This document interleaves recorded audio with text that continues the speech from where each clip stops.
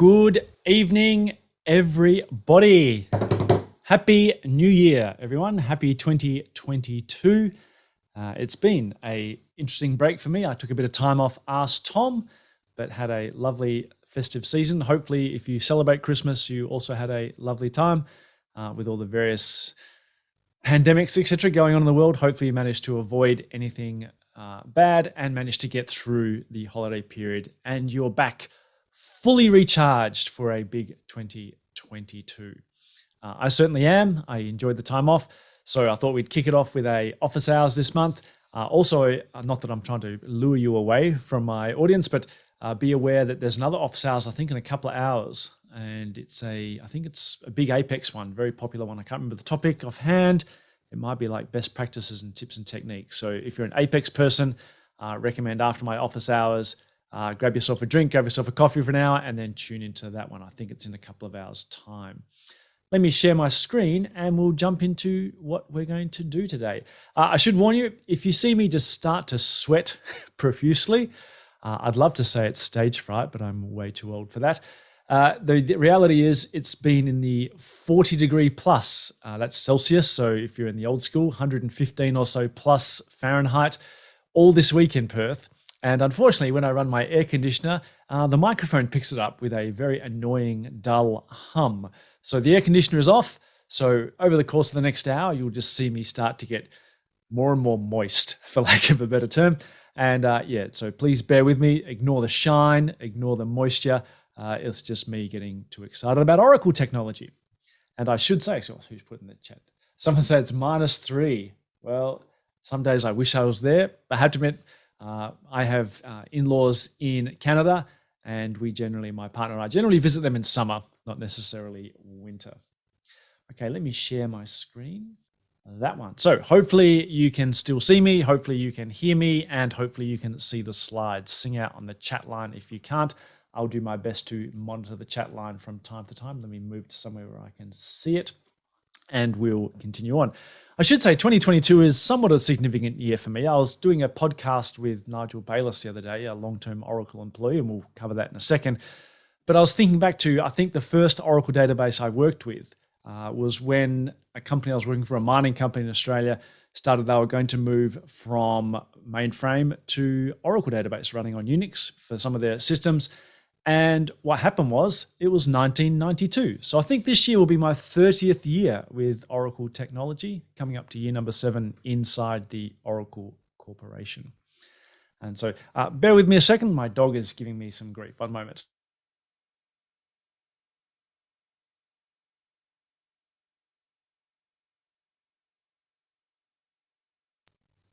Okay, dog duties delegated to my partner. Thank you very much. Okay, so getting in touch with me is easy, and you've seen it through the promo, the 15-minute lead up as well. Rather than avalanche you with a million links, just go to linktree/Connor and you can get all my details there. Instagram, Facebook, Twitter, email, blog, etc., etc. If you're young and trendy, unlike me, you can just scan the QR code as well. So that's how you get in touch with me. Probably the best way for casual conversation is Twitter. My DMs are always open, so you can always hit me up with questions there. That doesn't mean you can circumvent the Ask Tom questions, but always happy to talk technology on Twitter. Recent announcement, actually, Oracle will be doing public Slack channels soon too. So hopefully soon we'll be able to broadcast you some Slack channels that you'll be able to interact with people inside Oracle in real time. So that's a nice announcement coming out of Oracle this week. So as I always say, for people that are new to my office hours, no need to adjust your set. If you see the content shifted down to the bottom of the slides or to the left, it's mainly such that when we turn this into a video to go on the office hours page, the webcam will be on the top right. So hopefully we don't get those awkward things where I'm sure you've been to virtual presentations where the picture of the presenter overlays all the important stuff on the slides. And so hopefully this alleviates that problem. A few bits and pieces, as I always do. And in particular, I've got to focus these few bits and pieces on user groups, because let's face it, the last couple of years have been brutal on Oracle user groups. I know that the reality is sometimes a lot of the revenue from Oracle user groups comes from in-person events, because that's how they bring in some money, and as well as small membership fees, so they can provide a service to local Oracle communities. And obviously, with that conference, that revenue stream drying up, it's been really hard for user groups. So I'm really encouraging people to support their local user groups. With that in mind, Apex Connect is coming up in May, and so there's a call for papers out there. So if you have any interest in Apex, even if you're just a beginner, I'd encourage you to submit a paper for Apex Connect. Also, the Great Lakes Oracle Conference, call for papers is out as well. Those two events, the call for papers close in the next fortnight. That's why I wanted to put them on tonight's office hour session.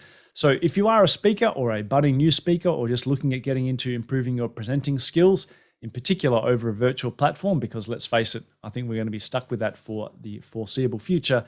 These are great events to get involved in, so I encourage you to support them. In terms of things, another one is rmug.org. These are in terms of not call for papers, but actually events coming up. This is pretty sure it's a virtual training day. So Rocky Mountain Oracle User Group, I was fortunate enough to speak there, I think back in 2014. Haven't been lucky enough to go back there because it's a long way from Perth. But yeah, wonderful user group, has been going for a long, long time. So please support that if you're in the area.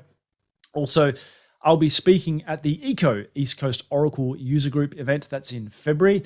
That was meant to be late last year, but had to get pushed out due to COVID. So please, I'd love to have you there. I'll be doing a talk on where on earth should I be putting my data? My personal spin on the Oracle Converged Database message. So hopefully you'll be there. I have some interesting thoughts, hopefully that will capture your attention.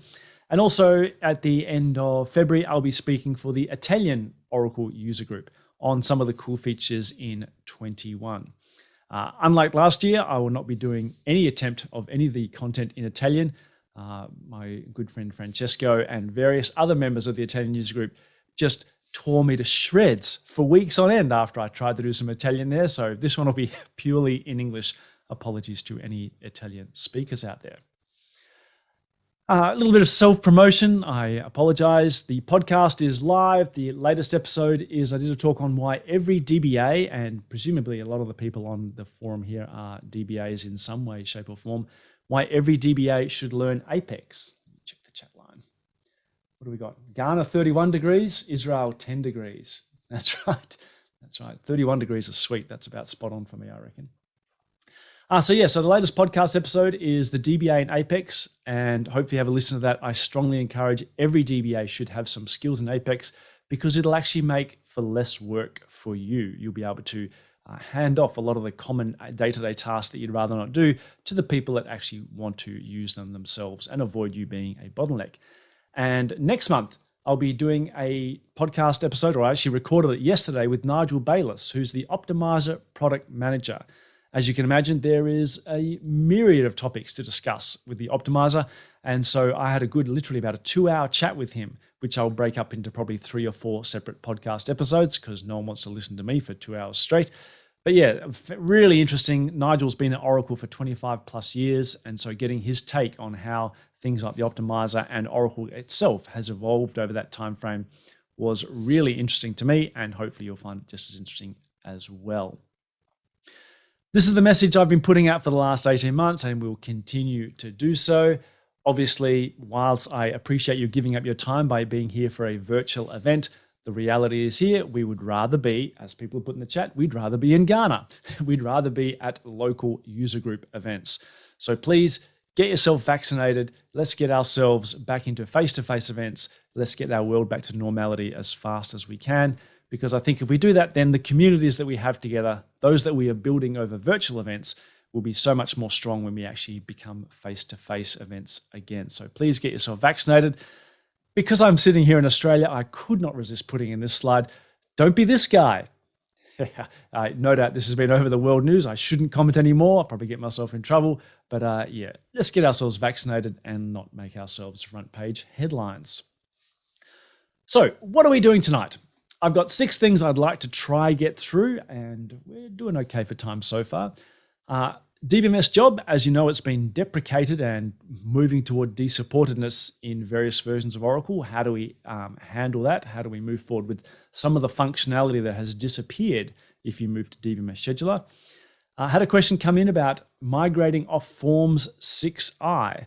I put the exclamation marks there because let's face it, if you're on Form 6i, and this is Form 6i client server, then man, oh man, you are, I won't say living in the past. Let's just say you've obviously been facing some migration challenges and therefore been putting them off. But I cut my teeth about on Forms 4, I think. But yeah, Form 6i has been, that's at least 20 plus years, maybe 25 years old.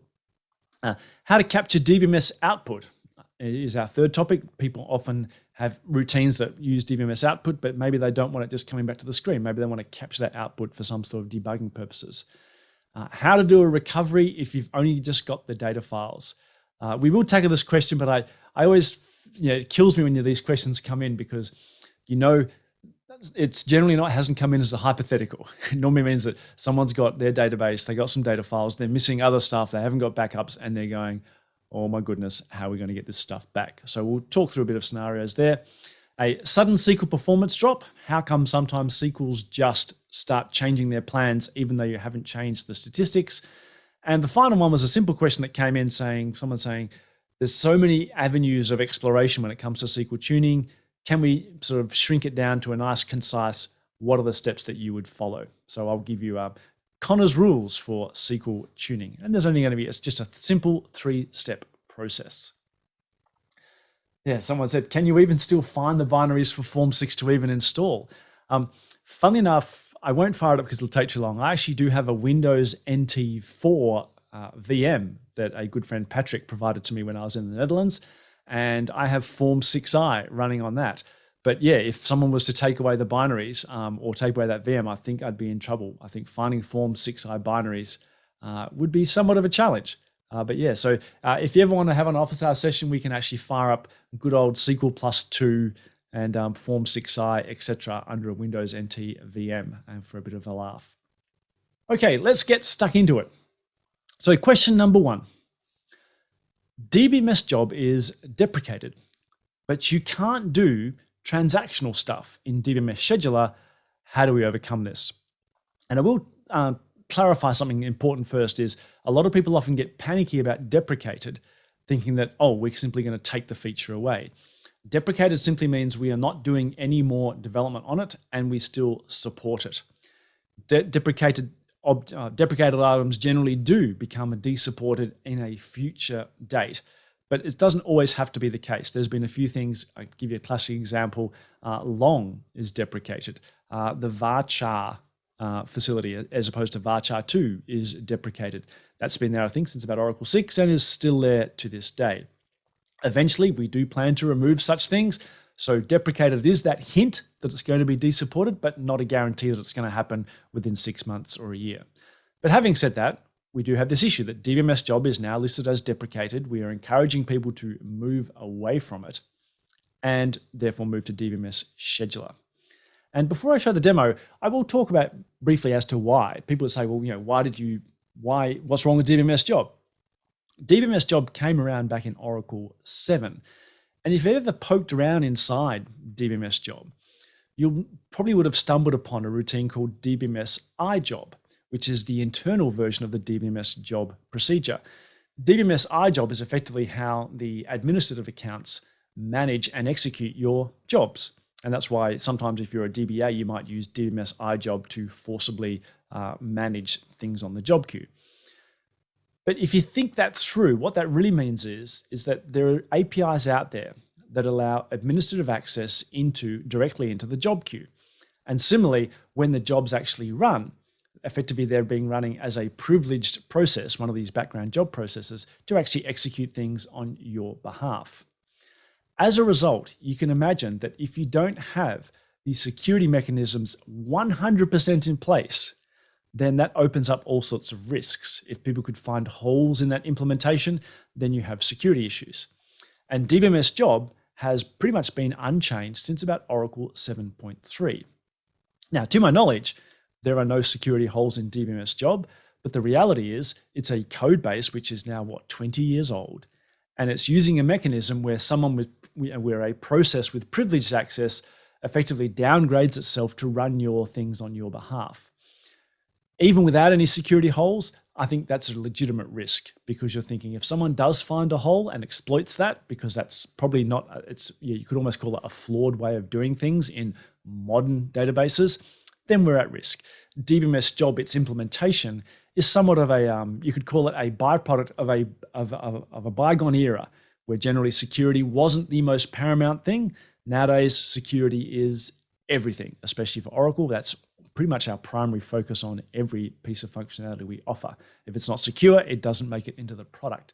So that's the background behind, we could either, if we had to rewrite DBMS job to guarantee its security and make sure we weren't open to any risks, then why not just port it to DBMS Scheduler? And that's why we recommend DBMS Scheduler, because DBMS job, we're not going to undertake that effort on a 25-year-old piece of code. Having said that, let's now have a look at one of the features of DBMS job that is not in DBMS Scheduler, which is what creates some of the angst for many people. In order to show how DBMS job works, and one of its coolest facilities, is I'm going to create a table called T, and every time I put a row in there, I'm just going to put in whatever message I pass in and the sysdate, so we can actually capture as things are running. And here's a procedure, very complicated procedure called myProcedure. It takes in a parameter of m, which defaults to blah, just a piece of random text. It inserts into our table and does a commit. So every time I call myproc, we'll get a row in the table called T. This is how we use DBMS jobs. We make a call to the routine. We need to provide a parameter, which is the return job number. It could be in a PL SQL. I've just used a variable here in SQL Plus. It doesn't really matter. We just need something in which to capture the outcoming job number. So I submit a job. DBMS jobs generally were designed for things that repeat over regular intervals, but if you don't pass anything in terms of dates and next dates, etc., this is just asking that job to run just once. I can see I've created the job. The job is job is 533. You get that from the user jobs table. But if I look at the table called T, which effectively will be the result of an execution of the procedure myproc, there's nothing in there. That job has not yet started, is not yet run. It's only actually when I commit that that job actually springs into existence. It becomes a real thing. And as you can see, that job then ran. It ran the procedure myproc, which did the insert into the table called T. And we can see it did it at 17 minutes past 9, my time. So that's obviously the standard usage for a DBMS job. You submit a job, commit the transaction, and something happens. I ran the select twice just in case the first one missed the execution. And as a result, because I didn't put anything in that job definition in terms of repeat intervals, you can see the job has been removed. It's a once-off execution, a one-off job. Here's probably where DBMS job really earns its keep, the thing that has made it so useful over the last 20 years and still useful to this day. I submit a job called myproc. You can see it's sitting there inside user jobs. This time it's job 534. I select star from T. It's got the one row from the previous execution at 17 minutes past 9. If I choose to roll back the current transaction, my job is gone. So the actual creation of a job with DBMS job is transactional. And therefore, things like this suddenly become possible. I could have, for example, a trigger. So I'm going to have a trigger. I'm going to email when the salary is too high. Every time I insert into the employee table, if the salary is greater than 1,000, I'm going to submit a job which would send an email. Why would I do it with a job? Because obviously email is non-transactional. If I had a trigger like this, which just simply had in the trigger code, if the salary is greater than 1,000, then send an email, then if that transaction were to roll back, then that salary hasn't been changed. And yet some poor administrator has just received an email saying, guess what? Connor's salary has been bumped up. You need to check it out. They'd go log onto the system and find that Connor's salary hasn't changed at all. So when you do non-transactional things like network calls, email, write to a file, etc., as part of a transaction, DBMS job was the tool for which you could actually make non-transactional things, email, etc., transactional. Also, the advantage here was it was faster. Sending an email normally takes between, say, maybe up to half a second because you're reaching across the network, talking to a mail server. Doing it with DBMS job submit means it was asynchronous. That length of time became taken away from the user. They'd get that instantaneous response. So the benefits of being able to submit a job and have it as part of the current transaction are huge. Let's now do the exact same facility with the tool that we recommend you should be using. That's DBMS Scheduler. So the routine is a little bit more verbose in terms of creating a job, but that's a good thing. There's actually a lot of flexibility, a lot of power in the scheduler. It's got so much more goodies over DBMS Job. But in this case, I'm going very, very, very simple again. This time I've got a job called My Job. So the scheduler actually creates database objects. Unlike DBMS Job, this actually creates things called, it's a database object called My Job. It's a PL SQL block. It's going to run the same procedure, and I'm going to run it now. So I've submitted the job, and immediately that second row appears in the table called T, this time at 9:20. That's the result of the execution of this job. Once again, double select just to make sure it worked. Now here's the key. From 12.2 onwards, you'll see this sentence. The DBMS job package is deprecated and may be desupported in a future release. Oracle recommends move to DBMS, blah, blah, blah, blah. I've said let's talk about why. I preempted this. I talked about the security issue as to why we do it with DBMS Job, so we don't need to talk about why. But we've been encouraged to move to DBMS Scheduler. The problem, as we saw, is the moment I schedule a job, it's its own transaction because it creates a database object called My Job. It's DDL effectively, and therefore it actually immediately runs the job. It's already been committed. You can't use DBMS Scheduler as part of an existing transaction, which of course then removes one of the best features of asynchronous job submission. So how do we do it? So option one is to keep using DBMS Job. Now, that sounds like a contradiction in terms, but as I said, deprecated is not the same as desupported. And in particular, one of the reasons why I suspect DBMS Job will be around for a long time and maybe never be desupported, but don't quote me on that, is the following. If I submit this job in 19C onwards, called My Procedure, just like I did before using DBMS Job, you can see I created the thing called user jobs, once again, 535, so that's there just as a transactional. But if I go look in user scheduler jobs, you can see it actually created a scheduler job as well. It actually created one called DBMS Job $535. And what we've done, as I said, there was this issue with the age and robustness of the old DBMS Job code. So what we've done, rather than force people off DBMS Job by desupporting it, is in 19C onwards, whenever you call DBMS Jobs, underneath the covers, we're rerouting that and putting it into DBMS Scheduler. You can still see it, as we saw in user jobs, it still appears there, but it's actually now the scheduler that's going to take the responsibility of running it. So it's our modern code base that's going to be running it, even though the API was still the old one. So we've effectively managed to break away from the old code base and leverage the new code base without any interruption to your service as a customer. And one of the cool things is, if I actually do, you can actually see a database object was created. I look in user objects and a database object was created. But if I roll it back, just like DBMS Job, it's all gone. And funnily enough, this is probably the first and only instance I can ever think of that the database here is exhibiting transactional DDL. We actually put something in the data dictionary as part of an active transaction, and we rolled it back, and that thing got removed from the data dictionary. So that's pretty huge because Oracle doesn't support transactional DDL, but it looks like it does in this particular case.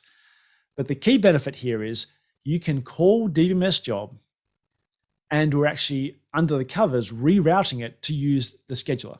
So we get all the benefits of the scheduler, none of the drawbacks of using DBMS Jobs, and we continue the ability to have transactional job submission, which is super cool. Option number two, let's say Oracle comes along in 25C, 29C, 36C, etc., and says, I'm sorry, DBMS Job is toast. You're not going to be able to use it anymore. My personal opinion, I'd be very surprised if that happened before we added transactional support to the scheduler. You can see from that previous demo that we're already pretty close to adding it anyway. So obviously the underlying mechanisms are supported. We just have to put the APIs in place to allow it. So I would imagine it will come. I don't know, but I imagine it will come. But let's assume the worst case, that we ditch DBMS jobs and we don't have transactional support in DBMS Scheduler. All you really have to do, and don't get me wrong, it's a little bit of work, is exploit any other transactional mechanism. For example, I could have a routine which actually listens on a queue. So in this case, I've got a routine here called do some job work. And all this does is it sits there and listens on a queue called my job queue. If it finds that, then I'm going to actually do some work. So in this case, the same as that call to my procedure. It's going to insert into message, etc.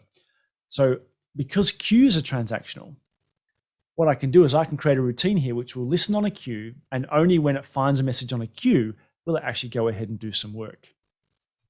That is the routine that I'll now put in the scheduler. And in this case, I'm saying because it dequeues for up to a minute, I'll run this thing once every minute. So what this job effectively doing will be constantly running. It'll run for a minute listening for a message on the queue. If it gets a message, it'll do something. If it times out after a minute, it'll exit and the scheduler will run it again straight away. So it's always sitting there in the background, just waiting to do some work for you. Then I create a partner procedure called I want to request some work. And to request some work, I simply put something on that same queue. But using DBMS AQ, NQ and DQ is transactional. So by introducing this queuing layer now, effectively I get to exploit the scheduler in a transactional fashion.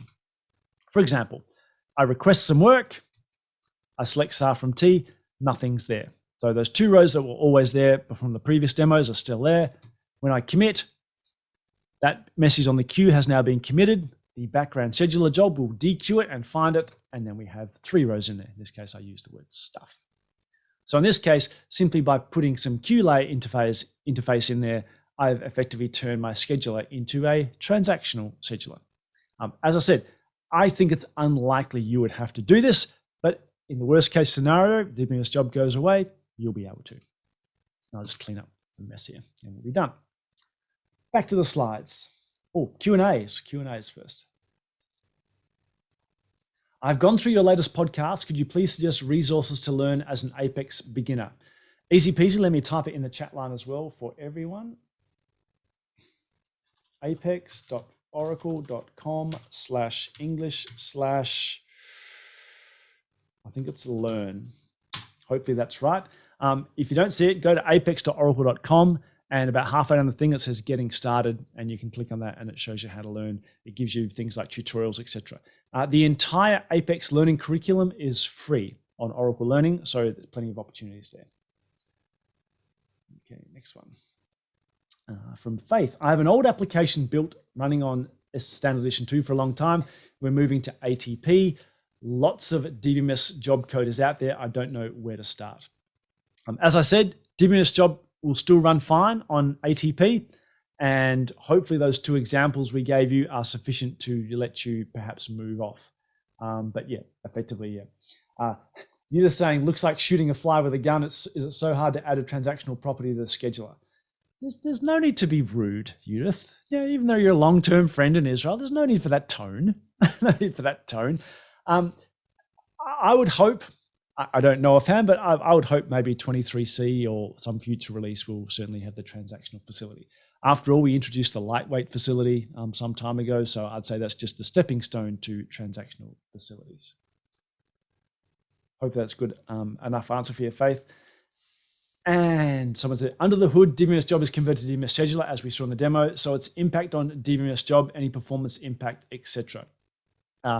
Minimal in the sense that effectively it's a couple more inserts. One that is interesting is because we are impacting the data dictionary, one could argue that perhaps there might be some dictionary cache overhead at some stage. But if you're submitting literally hundreds of thousands of DBMS jobs very, very rapidly, I think you're missing understanding the concept of DBMS jobs, because it's designed really as to have, what's the term we used to use in Unix, like a daemon style activity. The idea of DBMS jobs is to have a small number of jobs that process lots and lots of work.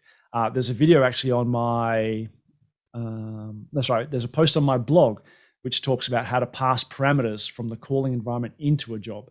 And that's generally how we look at doing it. Okay. Tim Hall has jumped on the Q&A and said there's been an enhancement request to make DBMS scheduler transactional for many years. You're preempting a slide that's coming up in just a couple of minutes, Tim, so bear with me. Okay, so as I said, because DBMS job now internally reroutes to the scheduler, I would be surprised if it's ever going to be desupported. However, I must state, I'm aware of no word on the reversal of Oracle's position in saying that we're going to maybe undeprecate it. Given that we've effectively bypassed the issue we used to have with it, I would suspect we should just leave it. However, I don't have any official word on that. As it currently stands, it is still deprecated but not desupported. As I said, if you are passing in parameters to jobs, there used to be mechanisms, or there still is mechanisms, where you can actually pass the actual number of the job itself into the job that's about to run. It's a cool little technique in terms of when you have to go find various values that a job needs to run with. Check out my blog post there. Depending on which RU number you are on for 19C, we had a bug in there where it would actually pass in the wrong information. It's been fixed from 1912 onwards, but check that blog post. If you are in that habit of passing the job number itself into a job, you'll need to be careful if you're moving through the various RUs of 19C. And finally, as Tim said, please, there's an idea in the database ideas forum page to make DBMS scheduler transactional, or at least some portion of it, like the lightweight jobs.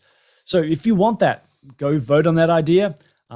We still look at that page and we try to pick out things there from the community, and hopefully maybe 23C will have something along those lines. I don't know, but it would be cool to see. So your voice matters. So get out there and push for it. Someone's asked a question in the chat line: will Apex automation replace DBMS job? That's an interesting one, because under the covers, Apex automation just uses the database scheduler facilities. And in fact, a lot of Apex facilities that run asynchronously run in the exact same way as I sort of alluded there in my example about using queuing.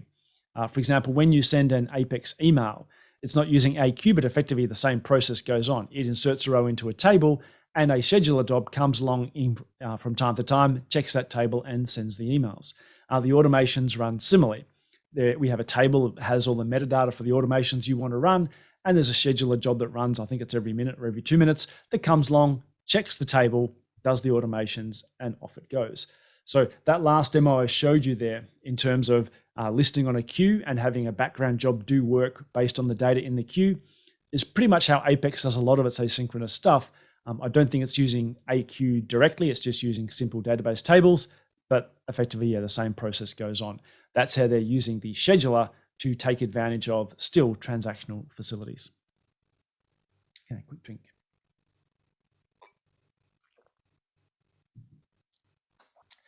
Okay, more than halfway gone and on to item number 2. This is not going to go well. Question came in and my heart goes out. My heart goes out to this person.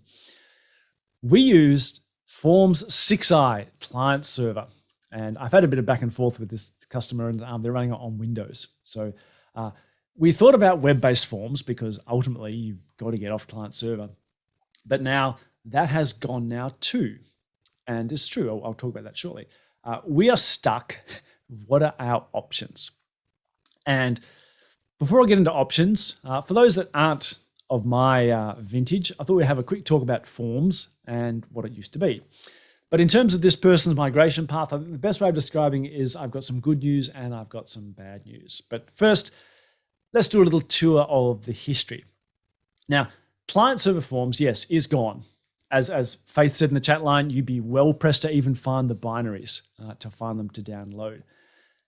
Now, the person said web-based forms is gone. That is not true. Web-based forms is not gone. That is not the case at all. But it is complicated.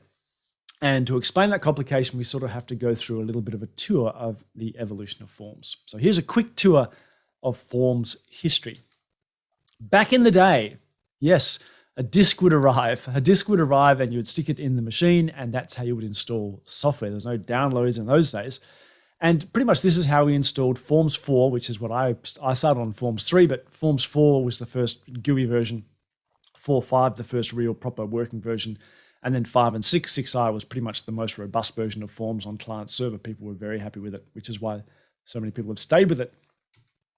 And it looked like this. It was just like running something up in Windows. It was actually a Windows C# or probably C++ back in those days application.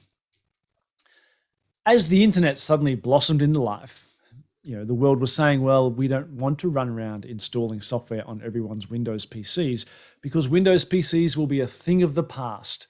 And of course, as we see, they're pretty much not. Most people still have them. But as we know, the reality is now the world is also very much driven by tablets and mobiles, etc. And so Oracle could sort of see this writing on the wall and said, we're going to be able to offer the same facilities, the same forms programs via a web browser. And so people will be familiar with what we used to call the old Oracle look and feel, which is sort of the rounded edges, etc. It's funny, I've just upgraded this machine to Windows 11 and it looks disturbingly similar to that Oracle look and feel that we had so many years ago. And then once we got to sort of Forms 9, 10, 11, although you could do this with Form 6 as well, effectively the aim was you would run forms from within a web browser. And it would look something like this. The entire Forms, effectively MDI window, the outer window, would actually sitting inside a browser, running inside a Java applet. And people would often hide the MDI window using a bit of hokey pokey to make it to be able to embed forms in other parts of web landscapes. And if you've ever used Oracle e-business suite, until Fusion middleware came along, you used to see effectively a combination of web pages and Oracle forms and running along these lines. Now, for anyone who's new to browsers, the way you used to run Java inside a browser was with a applet tag. And the applet you can see in blue there would reference effectively a jar file, which was effectively all the forms libraries needed to run in the client. And effectively you'd have various parameters here about how it would look, the size of the applet, etc., etc. This applet tag was effectively used to run native browser code inside the browser. And so this is how you could run Java inside the browser. And as you can imagine, as time has gone on, browsers have generally moved away from that kind of model. Probably not due to running Java in the browser, probably more likely due to the fact that the amount of times we would get security alerts for running Flash in the browser. That used to generally every week you get a fresh Adobe Flash security patch. And as a result, over the time frames, all of a sudden Chrome said, we're not going to run those kind of applets in the browser anymore. It's just not going to run. So all of a sudden you couldn't run forms in Chrome anymore. Oh, some of those people put some stuff here. Oh, cool. We got some nice information here coming in about Apex workshops. Thank you. So all of a sudden, Chrome could not run forms anymore. And during this time, Chrome was rapidly becoming the dominant browser in the market.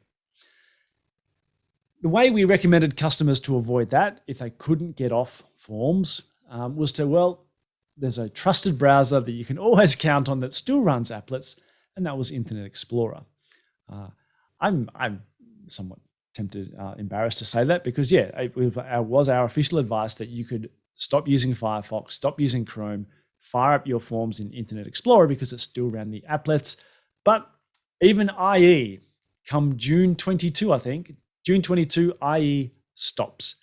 No more Internet Explorer. You have to be running Edge. And therefore, that is the writing on the wall. But as I said, web-based forms is not gone. Now, that seems to be a contradiction to what I was just talking about there, the fact that browsers simply won't run it. And that's because browser-based web-based forms is gone, but web-based forms itself is not. Because we saw that the browsers were stopping the ability to run Java applets of any sort, we introduced this thing called the Forms Standalone Launcher. And it's not particularly complicated. It's a little Java program that effectively simulates, I suppose, what the browser environment used to do. It effectively runs on your local machine, fires up a little virtual machine in which you can run your form. Now, there are some drawbacks to this because it's no longer running in a browser. It's not something that you can easily embed within other applications that run in the browser, and simply you don't get access to the integration with JavaScript running in the browser that you used to get with Forms 10 and Forms 11. With Forms 10, if you're running it in the standalone Forms launcher, then it literally is much more aligned to a standalone Java program that you would run. You think like things like SQL Developer, etc. They're literally a Java program that runs on your desktop, running from the standard Windows or Linux JDK. And so that's what Forms now looks like. So what are my thoughts, having said all that? So the first thing I would say to the customer is you can keep running Forms. You can go from Forms 6i all the way up to Forms 12. It'll run in, I'll call it the web-based mode, but it's using the Form standalone launcher. That probably shouldn't be a big deal, because if you're running Form 6i client server, by definition, it's a standalone facility anyway. So the user experience won't change greatly.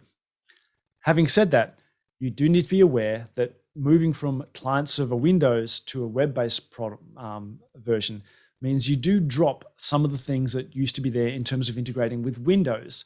Form 6i used to have OLE integration, so you could actually talk, to things like, you could actually talk directly to things like Excel and stuff like that from within the form because it was a Windows app. That stuff disappears. There's some facilities there using a facility called WebUtil to get access to the OS, but they're limited compared to what you could do in the past with a full client server product. But I suppose out of all of that thing, the reality is you still end up with something that just runs on a PC. And let's face it, the vast majority of business users nowadays have demands that far surpass that. They want to be able to run it on any device, on their mobile, on the flat screen in their Tesla, whatever. The reality is the future of applications is so much more diverse than just the PC. So even though you can move to Forms 12, I view that as perhaps a stopgap solution. If you're running it purely in-house, then fine. But if you have users coming from vast distances or vast different platforms, etc., I think you probably need to start looking at how I'm going to shift maybe certain components of that onto another platform. And for me, if I was doing it, it would be Apex every day of the week. The interface for developers is, I would say, comparable. It's not the same, but it's comparable. There's an easy sort of migration of learning skills there. But inherently, you're getting a product which is free, runs straight out of the database. You can hopefully leverage a lot of the PL SQL routines you may have written in Forms that sit in the database straight into Apex. It's still generally not a migration. It's more often than not, most customers end up doing a rewrite, but that's a good thing because you're actually making that leap into the new sort of platform architectures. So, so someone said in the chat here, it's got Apex is impossible to learn based on Oracle's documentation set. The Forms documentation was awesome. I wouldn't say I totally agree with that there, Judith. I think the entire world has moved on in terms of the fact that we used to get all of our learning facilities from documentation. And I think you look at any product nowadays, generally the learning facilities come much more from example-based learning. So you look at any product out there, the concept of, I'm going to go buy the documentation set for product X, I think has ceased to exist some years ago. Nowadays, what tends to happen is you go to the tutorial page, you go to the examples page, you go to someone's GitHub repository where they've got examples, you go to blogs and YouTube videos, etc. Hopefully you go to my channel, but you get the idea. I think the world has simply moved away from giant pieces of introductory documentation. Whether that's a good thing or a bad thing is up for debate, but I think it's not an Apex versus Forms issue. I think there's just a change of direction issue for all IT products in the landscape. Something on the Q&A. Is that a coaster for a coffee cup? Yes, the CD, quite possibly. I used to get all the Oracle CDs and hang them as like a wind chime.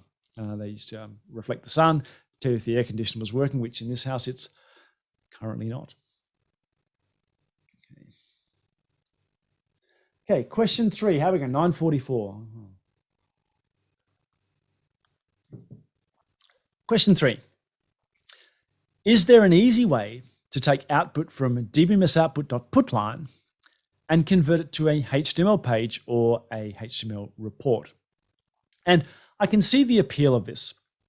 If you look at almost anything that people rave about inside Oracle, it's generally you're taking something which is perhaps internal and exposing it as a report. No one looks at the AWR data tables, they look at the AWR reports. A lot of people don't look at ASH, they look at ASH reports. People don't look at raw trace files, they look at the TK prof formatted output. And so the facility to expose stuff that's being debugged or internally as something that you can then look at either for HTML, et cetera, is often sought after. And hopefully people are using better instrumentation facilities than dbms output.putline. Hopefully they're using dbms application info or maybe logger, or on my own GitHub repo, there's an instrumentation thing. Either way, having said that, a lot of people just, when they have a problem, stuff a whole bunch of dbms output.putlines in their code, which is fine if you're running it from SQL Plus, but if you're running that pure SQL routine from somewhere else, it's gone. You can't see it. Now, I want to stress, there's no magic. It's not like dbms output is some magic special internal utility that calls special, internal functions that does something magical. It's exactly what you would do if you were writing your own debugging routine. And what I mean by that is, if you do dbms output.putline hello, all that happens is we take whatever you pass the routine and we stuff it into an array, like a database, like an associative array sitting inside the database in that session. Do it again, we simply add another row to the array. When that routine finishes, all we do is we throw that array away. Now, that's what you'll notice if you just run something like this in SQL Plus. You run dbms output to putline and nothing happens. Of course, if you do set server output on, it doesn't change the way the database works in any way, shape, or form. All that is a flag to SQL Plus, the tool that says, when PL/SQL finishes, before you throw away that array, go read it. Go read each line in the PL/SQL associative array and spit it out to the output. So set server output on, it's a SQL Plus facility. It's not something that belongs in the database. It's just this particular tool uses that particular command to say, when my call to the database is finished, go check that array. If there's anything in it, spit it back out to the terminal. SQL Developer does the same thing. SQL Seal does the same thing. If you're running things like Toad or other tools, they do the same thing. All you're doing is stuffing information into an array, and most of the time, because you're not using one of these tools, you're simply throwing it away. Let's do a demo now to actually see if we can build something which does the job of what SQL Plus would be doing. So here's a routine. I'm putting it in the AskTom schema because I'm lazy here. I'm going to use the browser in a second, which has my Apex hooked into the AskTom schema. It's just doing select star from scott.amp, and it's going to spit out some information. And as I said, by default, if you haven't told the tool you're using to go get the array when you're finished, it does nothing. I ran the routine and I got no output. But if I do set server output on, that's simply a flag to SQL Plus saying, yep, when you finish the call, go get the information out and spit it out on screen. Makes sense. So let's now do that, but not using SQL Plus. So I'm going to create a table called T, and I'm not sure why I create a table called T. We'll find out why. That might be a bug in the script. So here's a routine now. Oh no, sorry. I now know why I created a table called T. Let me start again. I create a table called T, and what it's going to do is it's going to hold all the output from that array. I can't use dbms output.putline to prove this example because I would get stuck in sort of an endless loop. So what I'm going to do is I'm simply going to call asktom.listemps. And what that does is obviously loop through the employee table and spit out all the things using dbms output.putline. But I have server output off here. So normally that would simply throw that stuff away. But what I'm going to do now is use this API, which a lot of people are unaware of. As well as being able to put stuff into the array, you can ask the database for that information back. I'm looping through here because I know it's not much. There's also routines here to get the entire array in one call, but I'm just being lazy here. So I'm simply going to do dbms output get line, which simply says, get me the first line from the array of anything that's being currently put into the dbms output array. While it's not null, I'll put that row into my table called T because I can't dbms output it because that would simply put more into the array.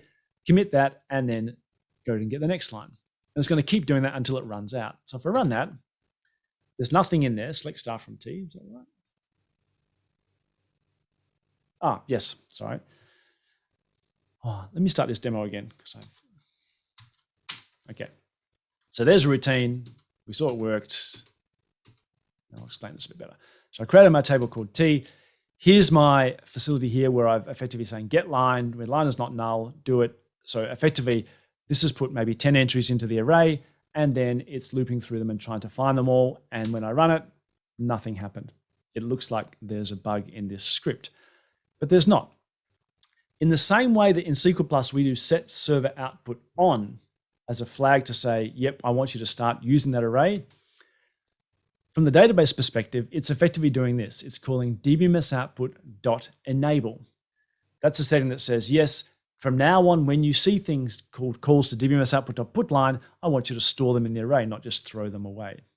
So now that I've enabled it and then do listemps, and I continue the rest of the code simply saying, go get all the lines and bring them back, there we go, my table got populated. So we see here, how long over time? We're running ton of time. So as we can see here, I've got this facility now where I was calling dbms output, but I have a facility where I can go get those entries and stick them into a table as one way.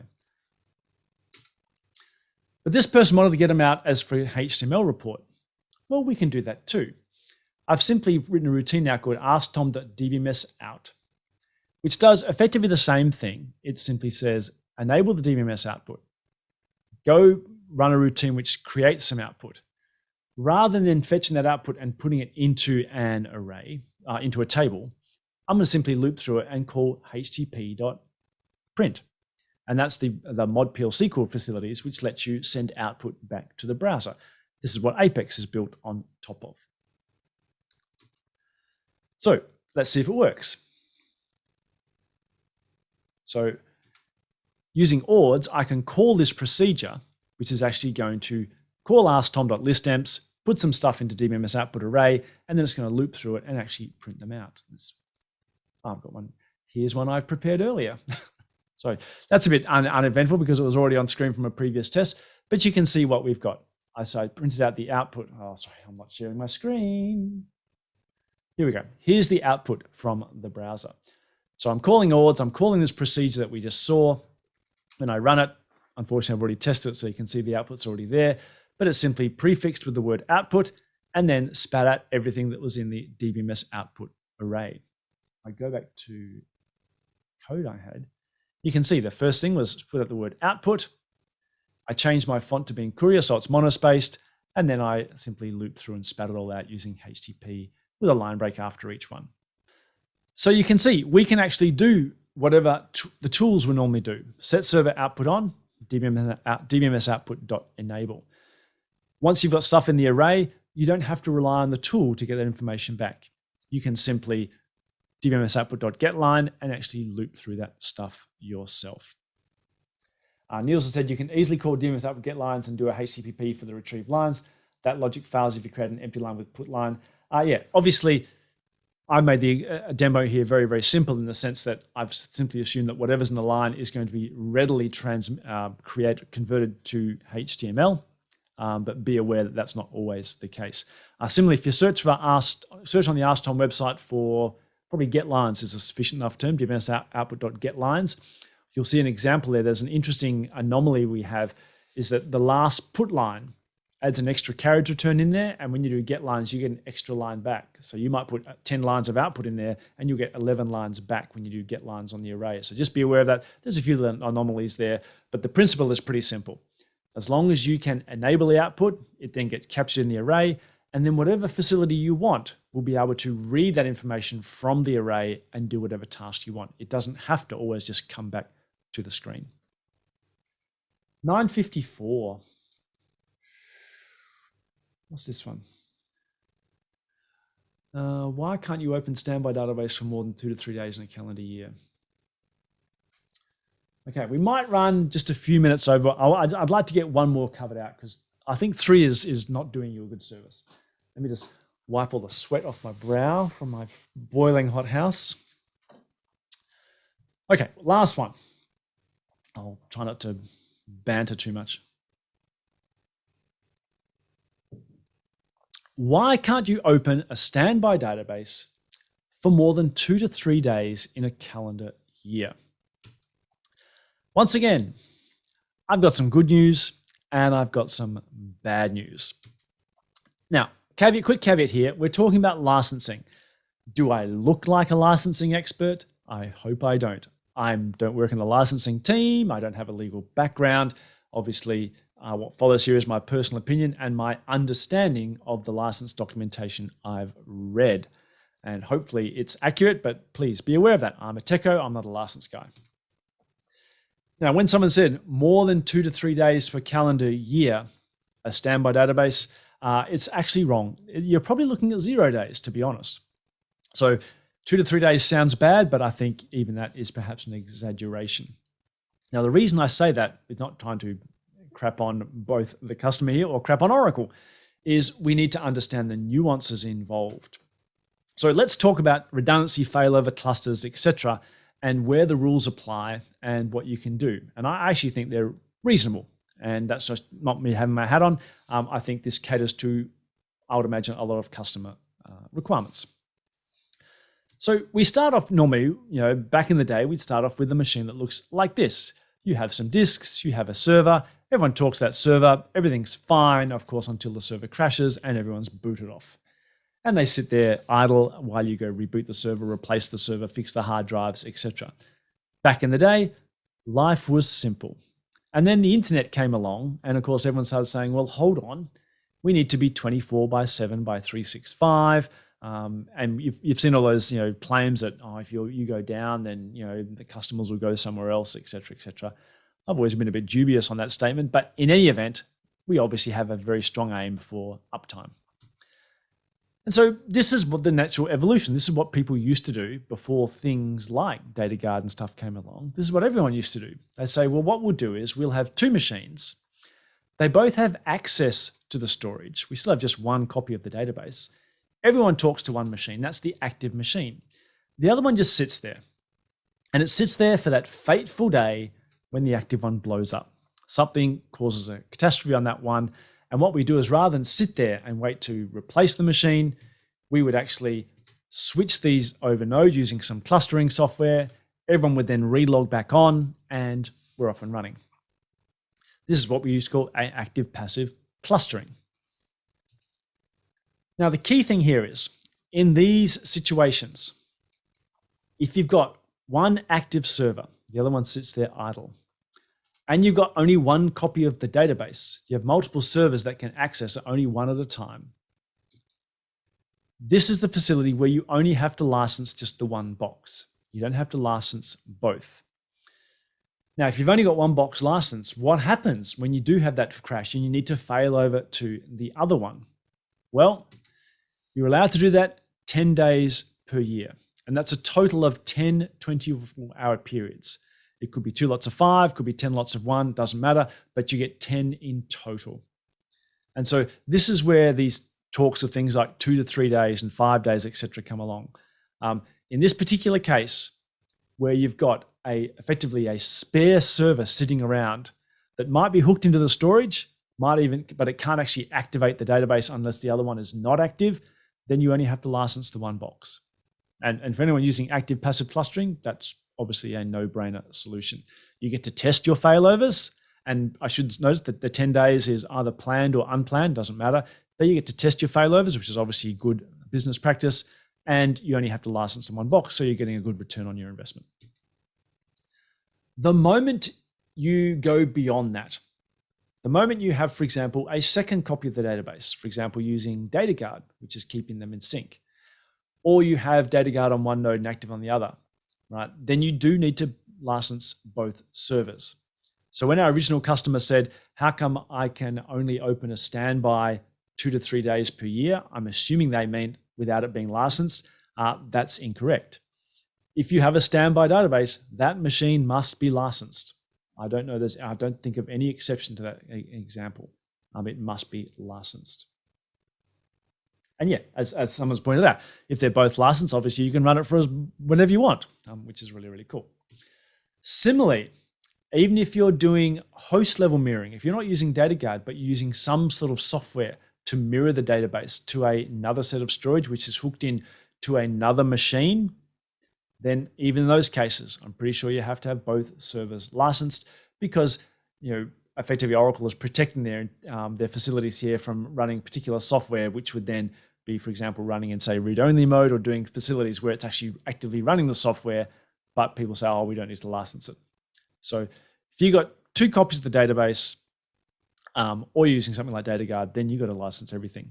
And once you have licensed everything, you can do whatever you want with it. Both servers are licensed. Now, there is a sort of a special exemption to all of that, which is if you're just running the one box, and it might be running active passive clustering as well. It doesn't matter. You've only got the one box license, it's running, etc. One extra thing you are allowed to do is you're allowed to go get your tapes and restore them to a new box as a test of your database recovery facilities. So you don't have to license this one. You're allowed to do this up to 2 days per year in total for a maximum of 4 times. And I think that's actually a reasonable requirement there in terms of if you want to test your database recovery, you can do it once every quarter.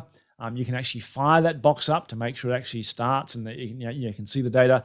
And you can do it for up to 48 hours in a year and up to 4 times. That's not 4 by 2, that's 2 days in total, 4 times in total as well. Okay, so, but yeah, you get to do test database recoveries without having to go license a brand new box. So here's my advice. My advice to all of this is the way to avoid all these issues of how many days, et cetera, is I would always have DataGuard, and I've said this before on other office hours sessions. I would always have DataGuards, and I would simply run it on another licensed node. Now, if you're thinking, oh, that means I have to pay double, I disagree. As I've said before, no one I know has a single Oracle server running in their hardware platform. They always have 2. Typically, one's production, one's non-production. And even that's generally the bare minimum. There's nothing to stop you running your production DataGuard on your non-production server. It's already licensed.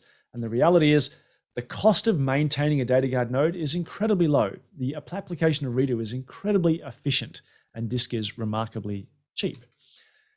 The moment you do that, the benefits you get from having a copy of your production database floating around are huge.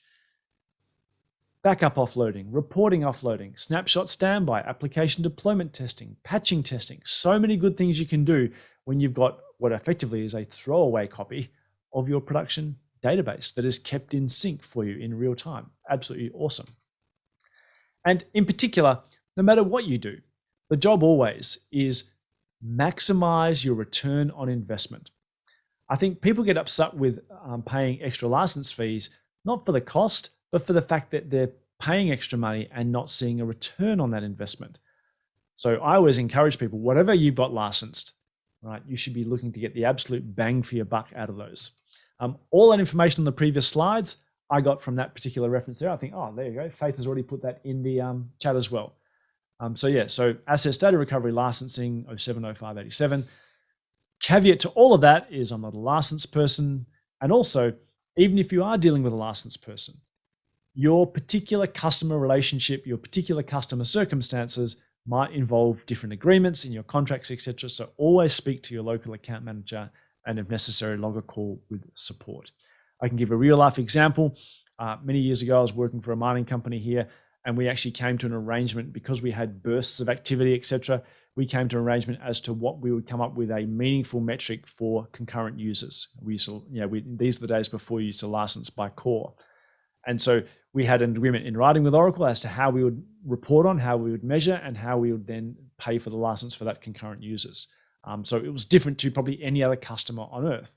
So be aware that there's always exceptions to the rule. Always liaise with your local account rep and support because that's what they're there for. That's what you pay your support dollars for. Okay, we've run a little bit over, so let's jump to the end. I got 4 done out of the 6, so I'll call that a pass. As always, thank you for giving up your time. Hopefully, I haven't repulsed you sufficiently with too much sweatiness. I'll put the air conditioner on as soon as I get off the microphone. Always a pleasure to have you here. Once again, hit me up on Twitter if you have any questions about today's session or requests you'd like for upcoming sessions. As you can see here, whenever people pass questions on, they're always kept anonymous. We don't name and shame here. We always use this for the benefit of the entire community. So thanks very much for your time. Apologies for running over. It seems to be a habit of mine, unfortunately. Keep an eye out for the Nigel Bayless podcast coming out in the next week or so. That'll be a very interesting chat. Until then, thank you for your time. I always enjoy doing these, and I'll see you hopefully next month in office hours. Bye for now, everybody.